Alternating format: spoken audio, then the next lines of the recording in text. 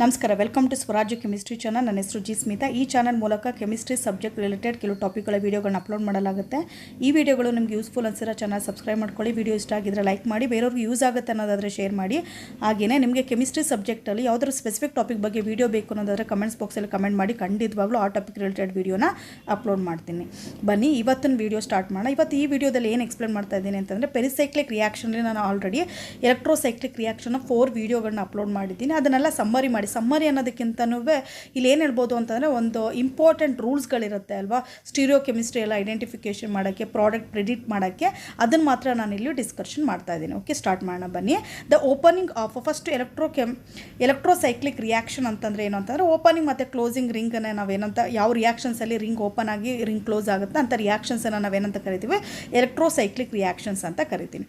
So ಇಲ್ಲಿ ring close ಆಗಬೇಕಾದ್ರೆ ಏನಾಗುತ್ತೆ ಅಂತಂದರೆ, ಒಂದು ನ್ಯೂ ಸಿಗ್ಮಾ ಬಾಂಡ್ ಫಾರ್ಮೇಷನ್ ಆಗುತ್ತೆ, ಒಂದು ಪೈ ಬಾಂಡ್ ಬ್ರೋಕ್ ಆಗುತ್ತೆ, ಉಳಿದಿದ್ದ ಪೈ ಬಾಂಡ್ಗಳೆಲ್ಲ ಏನಾಗುತ್ತೆ ಅಂತಂದರೆ ಇಲ್ಲಿ ಶಿಫ್ಟ್ ಆಗುತ್ತೆ. ಓಕೆ, ಸೊ ಅದನ್ನು ನಾವೇನಂತ ಕರಿತೀವಿ, ಎಲೆಕ್ಟ್ರೋಸೈಕ್ಲಿಕ್ ರಿಯಾಕ್ಷನ್ಸ್ ಅಂತ ಕರಿತೀವಿ.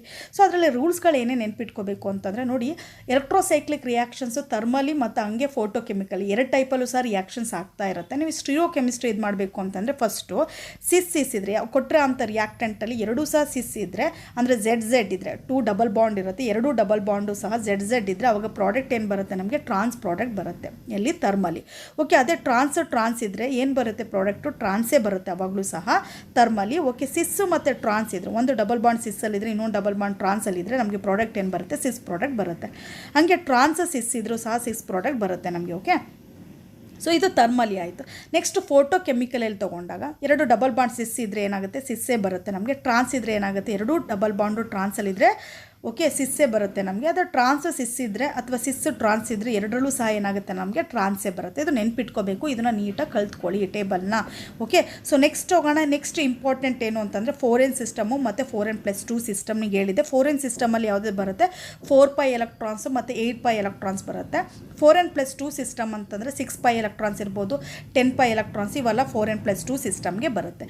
ಸೊ ಇವಾಗ ನೋಡಿ, 4n ಕಾನ್ ರೊಟೇಷನ್ನು ಮತ್ತು ಡಿಸ್ಟ್ರೋಟೇಟರಿ ಅಂತ 2 ಬರುತ್ತೆ. ನಿಮಗೆ ನಮ್ಮ ವಿಡಿಯೋದಲ್ಲಿ ಫುಲ್ ಎಕ್ಸ್ಪ್ಲೇನ್ ಮಾಡಿದ್ದೀನಿ. ಸೊ ಡಿಸ್ಟ್ರೋಟೇಟರಿ ಅಂತಂದರೆ ಏನು ಅಂತಂದರೆ, ಫಸ್ಟು ಡಿಸ್ಟ್ರೋಟೇಟರಿ ಅಂತಂದರೆ ಏನು ಅಂತಂದರೆ, ಸೊ ಆರ್ಬಿಟಲ್ಸ್ ಏನಿರುತ್ತೆ, ಆ ಲೋಬ್ ಇರುತ್ತಲ್ಲ, ಅದನ್ನು ನಾವು ಏನು ಮಾಡ್ತೀವಿ, ಎಂಡ್ ಲೋಬನ್ನು, ಅಂದರೆ ಒಂದು ಕ್ಲಾಕ್ ವೈಸ್ ಡೈರೆಕ್ಷನಲ್ಲಿ ಮೂವ್ ಆದರೆ ಇನ್ನೊಂದು ಏನಾಗುತ್ತೆ, ಆಂಟಿ ಕ್ಲಾಕ್ ವೈಸ್ ಡೈರೆಕ್ಷನಲ್ಲಿ ಮೂವ್ ಆದರೆ ಅದನ್ನು ಡಿಸ್ಟ್ರೋಟೇಟರಿ ಅಂತ ಕರಿತೀವಿ ನಾವು.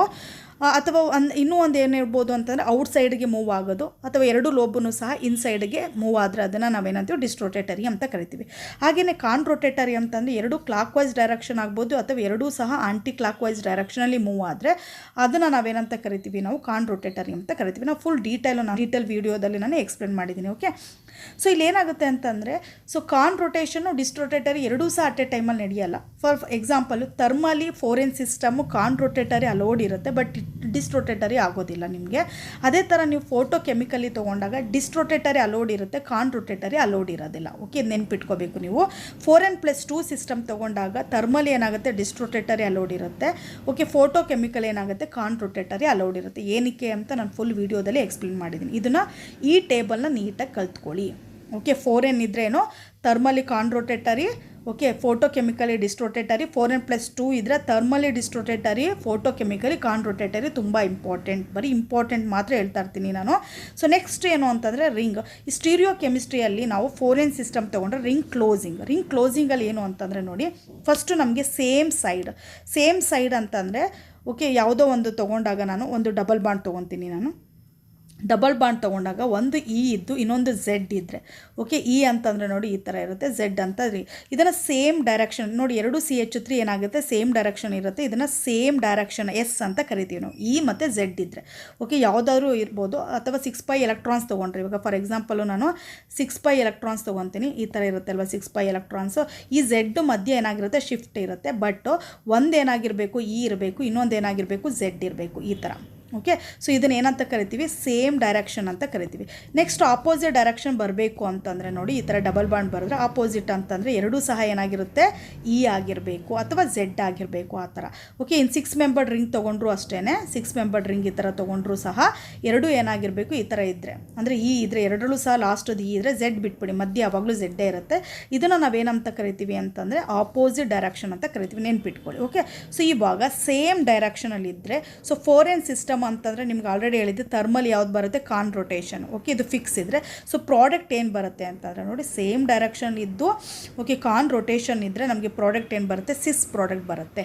ಓಕೆ, ಸೊ ಆಪೋಸಿಟ್ ಡೈರೆಕ್ಷನ್ ಇದ್ದು ಓಕೆ ಆಪೋಸಿಟ್ ಡೈರೆಕ್ಷನಲ್ಲಿ ಇದ್ದು ಕಾನ್ ರೊಟೇಷನ್ ಇದ್ದರೆ ಪ್ರಾಡಕ್ಟ್ ಏನು ಬರುತ್ತೆ, ನಮಗೆ ಟ್ರಾನ್ಸ್ ಪ್ರಾಡಕ್ಟ್ ಬರುತ್ತೆ.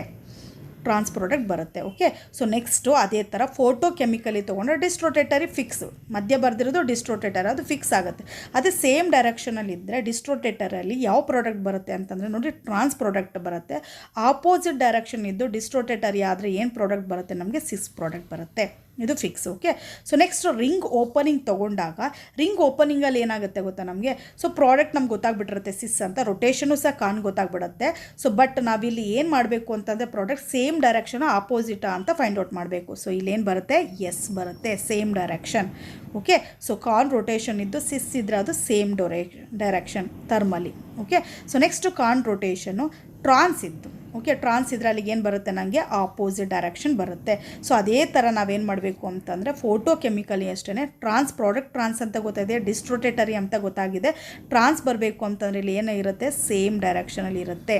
ಓಕೆ, ಸೊ ಅದೇ ಥರ ಸಿಸ್ ಬರಬೇಕು ಅಂತಂದರೆ ಡಿಸ್ಟ್ರೋಟೇಟರಲ್ಲಿ ಏನು ಬರುತ್ತೆ, ಆಪೋಸಿಟಲ್ಲಿ ಬರುತ್ತೆ. ರಿಂಗ್ ಓಪನ್ ಆದಾಗ ಏನಾಗುತ್ತೆ, ಆಪೋಸಿಟ್ ಆಗುತ್ತೆ. ನೆಕ್ಸ್ಟ್ ಹೋಗೋಣ ರಿಂಗ್ ಕ್ಲೋಸಿಂಗ್. 4n+2 ಸಿಸ್ಟಮಲ್ಲಿ ರಿಂಗ್ ಕ್ಲೋಸಿಂಗು ನಿಮಗೆ 4n ಸಿಸ್ಟಮ್ ಆಲ್ರೆಡಿ ಹೇಳಿದ್ದೆ ನಾನು. ಯಾವ ರೊಟೇಷನ್ ಬರುತ್ತೆ, ಇಲ್ಲಿ ಡಿಸ್ಟ್ರೋಟೇಟರಿ ಬರುತ್ತೆ, ಯಾವುದು ಥರ್ಮಲಿ. ಡಿಸ್ಟ್ರೋಟೇಟರಿ ಫಿಕ್ಸ್. ಓಕೆ, ಆಪೋಸಿಟ್ ಇದ್ದಾಗ ಏನಾಗುತ್ತೆ, ಆಪೋಸಿಟ್ ಇದ್ದು ಡಿಸ್ಟ್ರೋಟೇಟರಿ ಆದರೆ ಯಾವಾಗಲೂ ಸಿಸ್ ಪ್ರಾಡಕ್ಟೇ ಬರುತ್ತೆ. ಸೇಮ್ ಡೈರೆಕ್ಷನ್ ಇದ್ದು ಡಿಸ್ಟ್ರೋಟೇಟರಿ ಆದರೆ ಟ್ರಾನ್ಸ್ ಪ್ರಾಡಕ್ಟ್ ಬರುತ್ತೆ. ಓಕೆ, ಅದೇ ಥರ ಫೋಟೋ ಕೆಮಿಕಲಲ್ಲಿ ಕಾನ್ ರೊಟೇಷನ್ ಫಿಕ್ಸ್, ಆಪೋಸಿಟಲ್ಲಿ ಇದ್ದರೆ ಅವಾಗ ನಮಗೆ ಪ್ರಾಡಕ್ಟು ಟ್ರಾನ್ಸ್ ಬರುತ್ತೆ. ಸೇಮ್ ಡೈರೆಕ್ಷನಲ್ಲಿದ್ದು ಕಾನ್ ರೊಟೇಷನ್ ಆದರೆ ನಮಗೆ ಪ್ರಾಡಕ್ಟು ಸಿಸ್ ಬರುತ್ತೆ. SCCನ ನೆನ್ಪಿಟ್ಕೊಬಿಡಿ ನಿಮ್ಗೆ. ರಿಂಗ್ ಓಪನಿಂಗಿಗೆ ಬಂದಾಗ ರಿಂಗ್ ಓಪನಿಂಗಲ್ಲಿ ಏನಾಗುತ್ತೆ, ನಮಗೆ ಸಿಸ್ ಅಂತ ಗೊತ್ತಾಗ್ಬಿಟ್ಟಿದೆ ನಮಗೆ. ಓಕೆ, ಓಪನ್ ಆದಾಗ ಸೊ ನೆಕ್ಸ್ಟ್ ಏನಾಗುತ್ತೆ, ಡಿಸ್ಟ್ರೋಟೇಟರಿ ಫಿಕ್ಸು.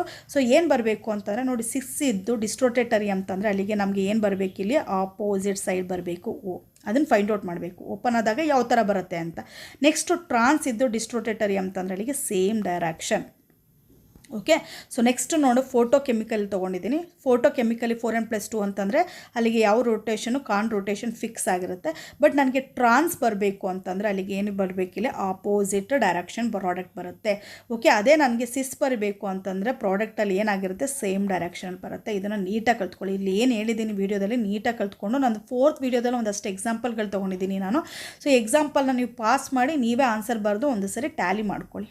ಓಕೆ, ಸೊ ಈ ವಿಡಿಯೋದಲ್ಲಿ ನಾನು ಎಕ್ಸ್ಪ್ಲೇನ್ ಮಾಡಿರೋದು ನಿಮಗೆ ನೀಟಾಗಿ ಅರ್ಥ ಆಗಿದೆ ಅನ್ಕೊತೀನಿ ನಾನು. Thank you so much for watching this video. All the best.